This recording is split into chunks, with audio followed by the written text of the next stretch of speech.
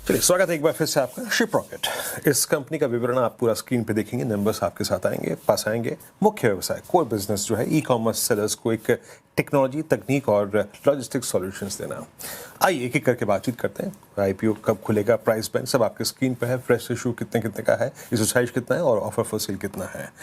लेकिन आते हैं मुख्य मुद्दों पर बातचीत करेंगे और बातचीत करने के लिए हमारे साथ साहिल गोयल, एमडी CEO शिपरॉकेट के, और तन्मय कुमार मौजूद हैं, CFO।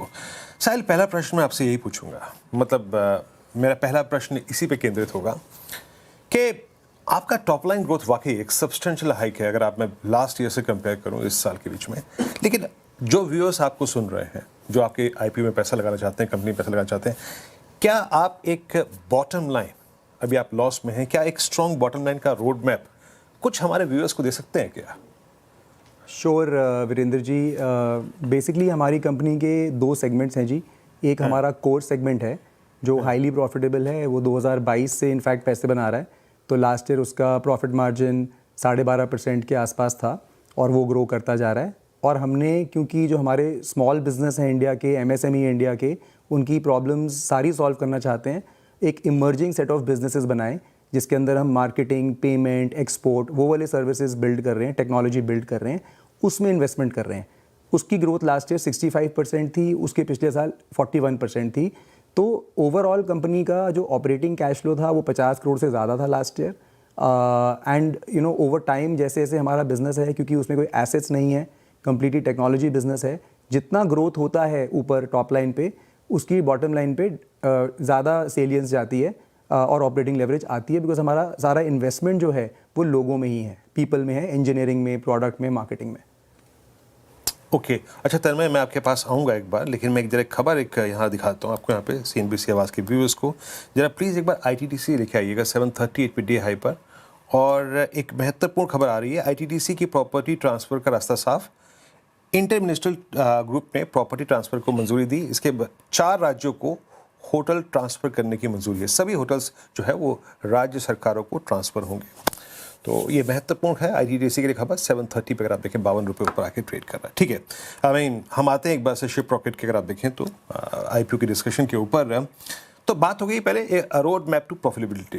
तन्मय, आपसे मैं ये पूछना चाहूँगा कि जब आप एक क्लाइंट को एक्वायर करते हैं, है ना, आपके पास एक क्लाइंट आता है आपकी बुक में, उसको उसकी एक्वायर करने की कॉस्ट क्या होती है आपके लिए, और अमूमन वो आपके साथ कितना रहता है, जो चर्निंग रेट है वो कितना है? सो वीरेंद्र, हमारा बिजनेस पूरा डिजिटल बिजनेस है। हाँ। और हमारे जो मर्चेंट्स हैं वो सारे हमारे पास डिजिटल एडवर्टाइजिंग और हमें डिजिटली ढूंढ करके आते हैं। तो जैसे आप देखेंगे लास्ट फ्यू इयर्स में क्लोज टू 97% हमारे जो मर्चेंट्स हैं वो हमारे पास डिजिटली आए थे, मतलब गूगल पे, फेसबुक पे वैसे देख करके हमारे पास आए थे। और हमारी मार्केटिंग अगर कोर बिजनेस के ऊपर देखें तो कोर बिजनेस में एक नए मर्चेंट को ऑनबोर्ड करने के लिए हमारा खर्चा सिर्फ 2,800 रुपये के आसपास था। तो 2 साल पहले ये थोड़ा 4,000 के आसपास कुछ था, ये 2,800 हो गया। तो ये डिजिटली हम सबको अक्वायर कर रहे हैं मर्चेंट्स को। इसमें इसलिए खर्चा काफ़ी ज़्यादा नहीं है और हमारा कॉस्ट ऑफ एक्विजिशन जो है वो काफ़ी रीजनेबल है फॉर गेटिंग न्यू मर्चेंट्स हमारे प्लेटफॉर्म पे आने के लिए। मर्चेंट्स जैसे जैसे हमारे प्लेटफॉर्म पे रहते हैं और उनका बिजनेस जैसे जैसे बड़ा होता है वो हमारे साथ ग्रो करते जाते हैं। उनको नई नई हमारी ऑफरिंग्स है बहुत सारी, जो वो धीरे धीरे हमसे लेते जाते हैं और धंधा उनका बढ़ता है। ओवरऑल आप एक बहुत इंटरेस्टिंग मेट्रिक है जो मैं आपको बताता हूँ। एक नेट रेवेन्यू रिटेंशन, मतलब कि मर्चेंट्स लास्ट ईयर जितने थे उनके ही धंधा कितना बढ़ा, वो हमारा क्लोज टू अप्रॉक्सीमेटली 108% के आसपास होगा। और ये 10 साल दर साल बढ़ता जा रहा है नंबर। इसका मतलब ये हुआ कि जिन मर्चेंट से धंधा हमारे लास्ट ईयर आया, अगर नए मर्चेंट अक्वायर होने का जो मैंने बताया इफ़िशिएंट तरीका है, उसको अगर मैं छोड़ भी दूं तो धंधा 8% बढ़ता है। तो हमारा रिटेंशन है और बढ़ता रहता है over a period of time. Okay, ठीक है, बात क्लियर हो गई। यहाँ पे रिटेंशन है भी और वो बढ़ भी रहा है। लेकिन धन में एक चीज़ और है कि आपके कुरियर पार्टनर्स भी होते हैं, है ना, आपका उनके ऊपर कितना दारोमदार होता है, उनका आपके साथ सस्टेन करना कितना ज़रूरी होता है, और वो आपके रेवेन्यू का कितना अंश ले जाते हैं डिलीवरी प्रोसेस को एग्जीक्यूट करने के बीच में?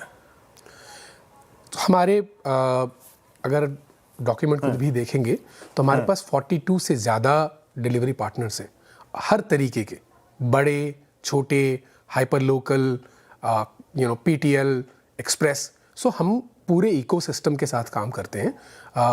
तो जहाँ तक उनको कितना पैसा वो ले जाते हैं का सवाल है, हम एक मेट्रिक है जिसको हम कंट्रीब्यूशन मार्जिन बोलते हैं।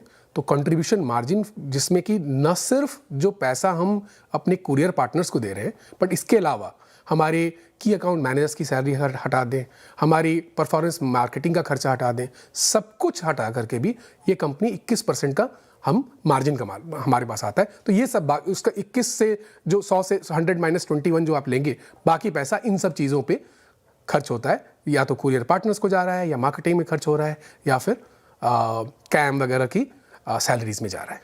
ओके, ठीक है। अच्छा साहिल जी, ये थोड़ा सा व्यूअर्स को ये बताइए कि IPO प्रोसीड्स का इस्तेमाल कैसे करेंगे आप, कौन से अंश पर करेंगे कंपनी के? तो वीरेंद्र जी देखिए, इंडिया में 6 करोड़ से भी ज़्यादा छोटे बिजनेस हैं, और क्या है, इंडिया इस स्टेज पे अब कि उन सबको डिजिटाइज होना पड़ेगा, क्योंकि जो आगे आने वाला कंज्यूमर भी है और जो नेक्स्ट जनरेशन बिजनेस में भी लोग आ रहे हैं, जो यंग जनरेशन आ रही है, वो सब चीज़ डिजिटल फर्स्ट करना चाहते हैं। उसके अंदर हमने, जैसे मैंने पहले बताया, शिपिंग से शुरू करा, लेकिन फिर इमर्जिंग बिजनेस के अंदर वहाँ हमारा एक चेकआउट सिस्टम है जहाँ पे हम सेफली पेमेंट्स करा सकते हैं, बायर को सेफली शॉपिंग करा सकते हैं।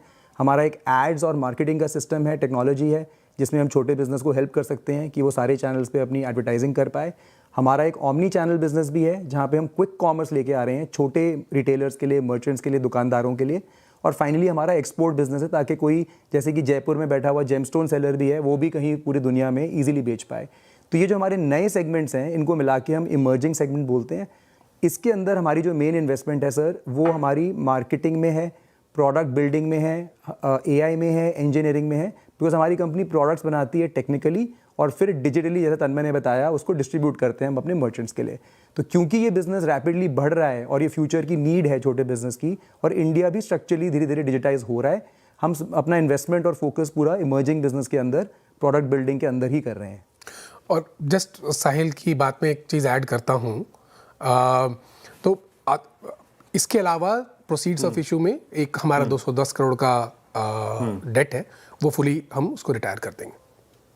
चलिए साहिल जी और तन्मय जी, बात करने में मज़ा आ रहा था। मतलब मैं, आप यकीन मानिए, कम से कम मेरे पास 3 प्रश्न और थे अभी यहाँ पर, बात करता मैं, लेकिन आज थोड़ा समय का अभाव है और एक ब्रेक लेना था। जब आपकी लिस्टिंग हो जाएगी उसके बाद एक बार फिर से आपसे बातचीत करेंगे, विचार करेंगे, और पूरी CNBC आवाज़ टीम की तरफ से आपके इस IPO को शुभकामनाएं। एक ब्रेक के बाद